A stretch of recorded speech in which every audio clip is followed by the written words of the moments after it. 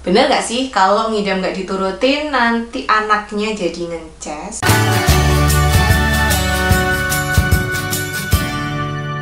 Halo, selamat datang di Kriwil Life, ngobrolin kesehatan bareng aku, Bidan Kriwil. Hari ini kita akan ngobrolin soal ngidam, masa-masa dimana ibu hamil bebas meminta apa saja pada suaminya dan biasanya akan diturutin karena rata-rata orang takut kalau ngidamnya nggak diturutin nanti anaknya jadi ngences. Pertanyaannya, bener nggak sih kalau misalnya ngidam nggak diturutin itu bisa bikin anaknya ngences? Jawabannya enggak. Anak biasanya drooling atau ngences itu bisa karena banyak faktor. Bisa karena dia sedang fase oral, bisa karena dia sedang tumbuh gigi. Nah, aku sudah pernah bahas soal itu, kalian bisa nonton videonya nanti setelah nonton video ini.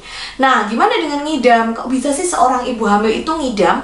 Nah, buat yang belum tahu, ngidam adalah suatu kondisi di mana seorang ibu ini menginginkan makanan tertentu atau hal tertentu yang kadang-kadang ini bisa jadi tidak masuk akal karena yang diinginkan itu adalah makanan yang mungkin dia makan dulu pas zaman SD atau mungkin makanan yang dia baru aja lihat terus udah pengen dan pengen banget saat itu juga harus makan padahal mungkin pengennya itu jam 2 pagi.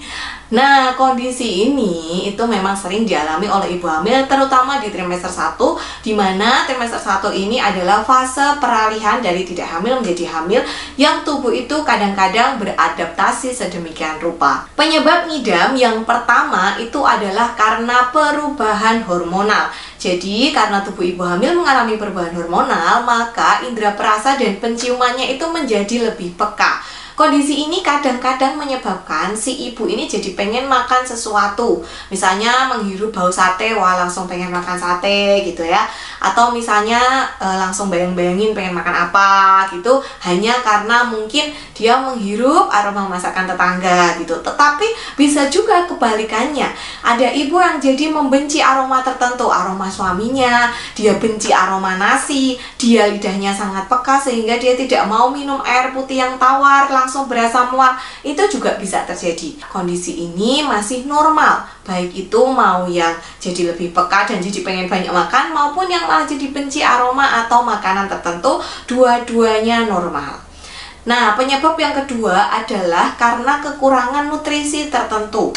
Jadi, kadang-kadang ini disebut juga sebagai food craving. Nggak hamil pun kita sering kali seperti itu. Pernah nggak sih kalian tiba-tiba pengen makan makanan yang manis atau pengen makan makanan yang gurih?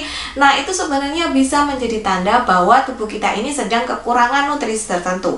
Misalnya, kalau kita lagi ngidam makanan yang manis-manis, mungkin sebenarnya tubuh kita lagi kekurangan glukosa. Kalau misalnya kita lagi pengen makan dagingan, mungkin tubuh kita ini lagi kekurangan protein. Seperti itu. Nah, pada saat kita hamil, kalau misalnya pas awal kita mual muntah, tentu saja tubuh kita ini kan jadi tidak dapat nutrisi yang cukup. Sehingga akhirnya ibu jadi ngidam karena tubuhnya kekurangan nutrisi tertentu. Nah, yang ketiga adalah pengalihan isu.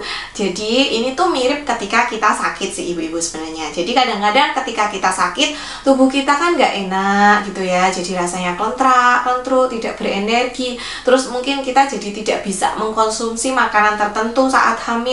Nah, ngidam ini jadi buat pengalian gitu loh. Wah, badanku nggak enak nih. Kayaknya kalau makan Indomie rebus pedas pakai cabai rawit kayaknya enak nih. Mungkin pernah ya merasa seperti itu. Atau misalnya, wah rasanya lemes banget, pusing. Ini kalau aku minum teh Nasgitel panas lagi kental pasti langsung piar terus sembuh gitu. Nah, ini sama juga ketika kita hamil tuh seperti itu. Wah, tubuhku nggak enak nih, rasanya kok mual ya. Kalau aku makan buah yang kecut-kecut kayaknya seger nih siang-siang gitu. Atau misalnya karena kita tidak bisa mengkonsumsi, wah aku sekarang nggak bisa nih makan ciki-cikian karena lagi hamil, atau nggak bisa nih makan Indomie, atau nggak bisa nih minum kopi karena hamil.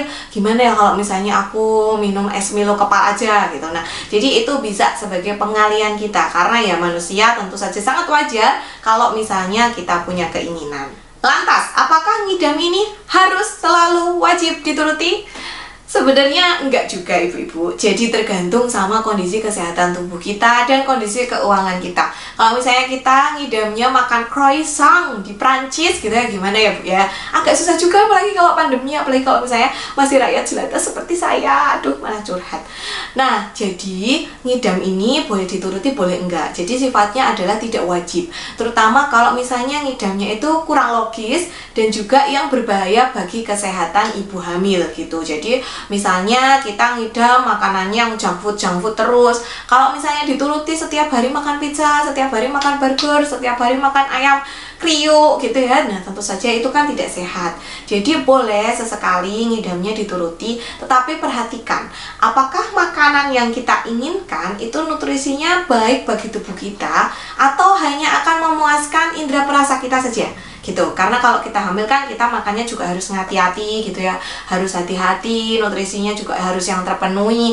Nah jadi pilihlah makanan yang tentu saja itu bermanfaat positif bagi tubuh kita. Atau misalnya kita ternyata diabetes gestasional, jadi saat hamil kadar gula dalam tubuh kita tinggi, kita ngidam makanan yang manis-manis, yo jangan dituruti, nanti tambah parah diabetes gestasionalnya gitu. Jadi bisa kita alihkan atau kita buat versi sehatnya.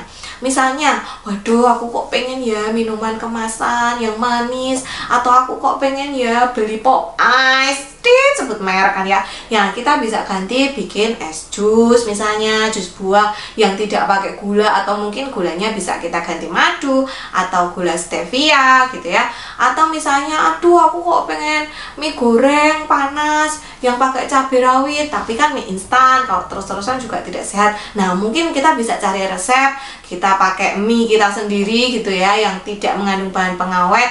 Terus kita bikin sendiri deh mie dok-dok pakai resep, sekarang udah ada banyak resep online. Jadi intinya sebisa mungkin alihkan kengidaman kita itu pada makanan yang sehat dan dapat bermanfaat bagi tubuh. Jangan kebanyakan makan makanan yang nutrisinya kurang baik atau malah berbahaya bagi tubuh kita gitu. Sekian dulu video kali ini, semoga cukup bermanfaat, semoga sehat selalu, lancar, dan ngidamnya jangan aneh-aneh. Tolong jangan sampai kalian ngidam dinner sama Hyun Bin. Sampai jumpa di video selanjutnya. Terima kasih sudah menonton. Bye.